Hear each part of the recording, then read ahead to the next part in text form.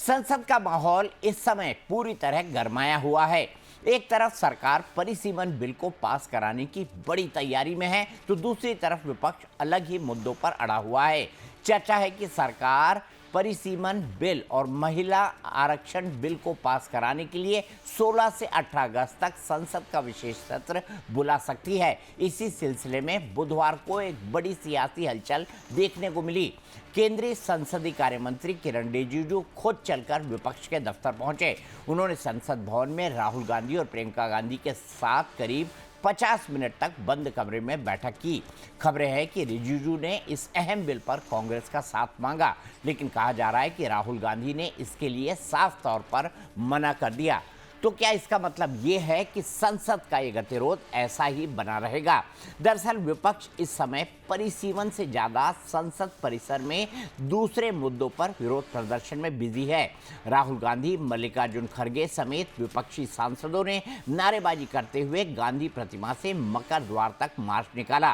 विपक्षी सांसद 20 जुलाई को जंतर मंतर प्रदर्शन में छात्रों पर हुए लाठीचार्ज और राम मंदिर चढ़ावा चोरी को लेकर सरकार को घेर रहे हैं। उनकी मांग है कि गृह मंत्री अमित शाह संसद में आकर जवाब दें। इसे लेकर विपक्षी सांसदों ने आज भी लोकसभा व राज्यसभा में जोरदार हंगामा किया।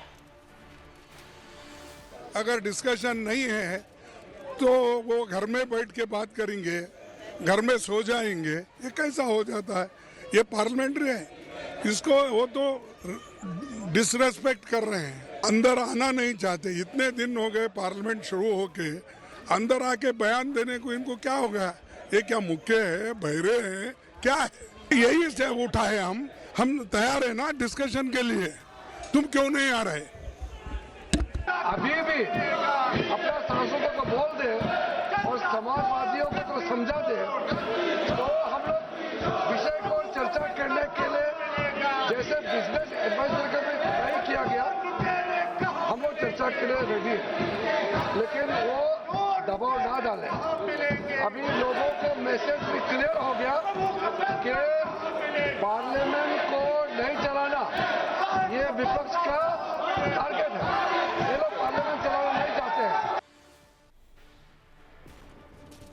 राजनीति की एक नई तस्वीर आज दिल्ली में दिखी, जहां लोकसभा में नेता प्रतिपक्ष राहुल गांधी ने कुछ बच्चों और छात्रों को साथ लेकर एक प्रेस कॉन्फ्रेंस की। कांग्रेस नेता राहुल गांधी ने 5 ऐसे प्रदर्शनकारी छात्रों से मुलाकात की, जिनके बारे में उन्होंने कहा कि उन्हें प्रदर्शन के दौरान निशाना बनाया गया था।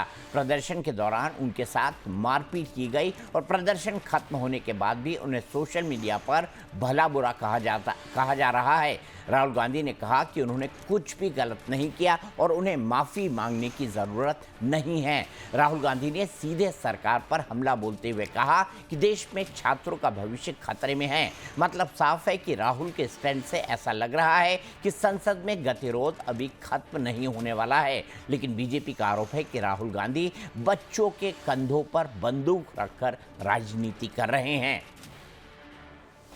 इन्होंने किसी पर हिंसा नहीं की, मगर इनका नॉन स्टॉप हरासमेंट हो रहा है। इनको धमकाया गया और इन पर लाठियां चलाई गई, इनको मारा गया। ये वो लड़की है जो वायरल हो गई है, जिन्होंने मुंबई पुलिस को रोका, पर जो भी मैंने किया उसकी वजह से मुझे बहुत हरास किया जा रहा है। हमारे साइड वो गन पॉइंट किया हुआ था और जैसे ही मैं मुड़ती हूँ ऐसे पीछे से मुझे गन फायर किया गया। हमने धर्मेंद्र प्रधान के लिए जो इस्तीफा मांगा था, उस इस्तीफे के लिए इन्होंने इतना अत्याचार किया, इतनी बर्बरता की। शायद हमने अमित शाह का इस्तीफा मांग लिया होता तो इन्होंने हम पे सीधा गोलियां चला दी होती। क्योंकि मैंने बोला कि मेरा नाम मुस्कान है, मैं एडिशनली ये भी ऐड करना चाहूंगी कि सर ने मेरी शर्मा है, और ये मैं इसीलिए बता रही हूँ क्योंकि आजकल हर कोई मान के बैठा है कि मैं मुस्लिम हूँ और इसीलिए मुझे और ज्यादा गालियां मिल रही हैं। कोई गोली नहीं चली 20 तारीख को दिल्ली में संसद चलो आंदोलन के दौरान। दूसरी बात है, यह एक गलत परंपरा है। कभी भी राजनीति में बच्चों के कंधों पर, मासूम बच्चों के कंधों पर बंदूक रख के राजनीति करने का प्रयास जो राहुल गांधी कर रहे हैं, नहीं करना चाहिए।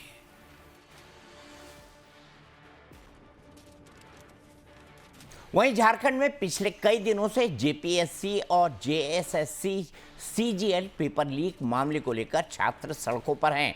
वहां छात्र कड़कती धूप और बारिश के बीच खुले आसमान के नीचे आंदोलन कर रहे हैं, सीबीआई जांच की मांग कर रहे हैं और छात्र नेता भूख हड़ताल पर बैठे हैं। लेकिन हैरान करने वाली बात यह है कि राहुल गांधी ने अपनी प्रेस कॉन्फ्रेंस में देश के छात्रों की बात की, मगर झारखंड के इस सुलगते मुद्दे पर उन्होंने पूरी तरह से चुप्पी साध ली। अब सवाल ये उठता है कि ये कैसा चश्मा है जहां बीजेपी शासित राज्यों या केंद्र के मामलों पर तो विपक्ष तुरंत आक्रामक हो जाता है, लेकिन जैसे ही बात झारखंड जैसे राज्य की आती है जहां उनके अपने गठबंधन की सरकार है, वहां पेपर लीक के शिकार हो रहे छात्रों का दर्द शायद दिल्ली तक नहीं पहुंच पाता। विपक्ष के इस रवैये पर बीजेपी भी सवाल उठा रही है।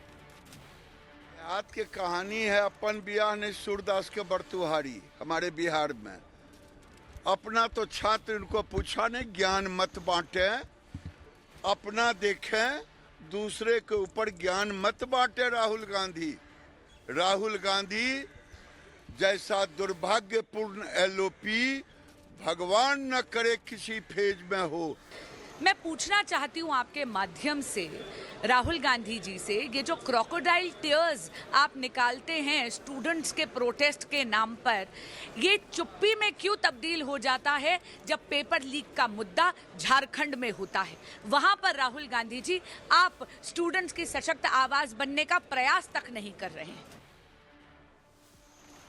विपक्ष के इस सेलेक्टिव अप्रोच से साफ है कि संसद के मॉनसून सत्र में जो हंगामा और गतिरोध चल रहा है वो थमने वाला नहीं है। एक तरफ सरकार परिसीमन बिल पास कराने की तैयारी में जुटी है, तो दूसरी तरफ विपक्ष के तेवर बता रहे हैं कि वे सदन को सुचारू रूप से चलने देने के मूड में नहीं है। नतीजा वही ढाक के 3 पात जैसा ही है। जनता के टैक्स के पैसों पर चलने वाली संसद हंगामे की भेंट चढ़ती रहेगी। 20 जुलाई से शुरू हुए मॉनसून सत्र में अब तक लोकसभा का प्रश्नकाल ठीक से नहीं चल पाया है। हंगामे के बीच ही कई विधेयक बिना चर्चा के पास हो चुके हैं। परिसीमन जैसे गंभीर मुद्दे पर जहां देश के भविष्य का ढांचा तय होना है, वहां चर्चा के बजाय गतिरोध हावी है। अब देखना ये होगा कि क्या सरकार विपक्ष को बनाने में कामयाब होती है या फिर ये एक राजनीतिक अखाड़ा बन जाता है और ऐसे ही कुश्ती चलती रहती है। वहीं बीजेपी का आरोप है कि विपक्ष बस हंगामा करने में लगा है, जबकि छात्रों के भविष्य से कोई लेना देना नहीं है। विद्यार्थियों की बात करने वाले लोग जो जंतर मंतर पर बैठे थे और उन विद्यार्थियों की बात करने वाले लोग जो पॉलिटिकल पार्टी प्रधानमंत्री जी का आवास घेर रहे थे, ये सवाल उनसे है कि लोग भूख हड़ताल पर हैं, लोग उपवास पर हैं, लगातार पुलिस जो है वहाँ बर्बरता कर रही है। सारे सोशल मीडिया यूट्यूबर और नए नए जो पत्रकार बने हैं उनके लिए भी ये संदेश है कि आप केवल भारत को डिस्टेबलाइज करने वाले ताकतों के साथ रहते हो, आपका विद्यार्थियों से कोई लेना देना। इसी पर बात करने के लिए मेरे साथ बीजेपी के प्रवक्ता समीर सिंह हैं और मेरे साथ कांग्रेस के प्रवक्ता डॉक्टर राहुल यादव हैं। डॉक्टर साहब, आज जो प्रेस कॉन्फ्रेंस राहुल जी ने की, छात्रों के साथ थे वो, तो क्या दिक्कत थी अगर इसमें वो झारखंड के बारे में भी बोल देते हाँ वहाँ के छात्रों के साथ भी हैं और आपकी सरकार वहाँ पर इस मामले को हल करने के लिए प्रयास कर रही है। अगर राहुल जी सिर्फ झारखंड का नाम ले देते और छात्रों के लिए 2 लाइन बोल देते तो क्या दिक्कत है राहुल जी? नहीं, बिल्कुल बिल्कुल आपका वाजिब सवाल है।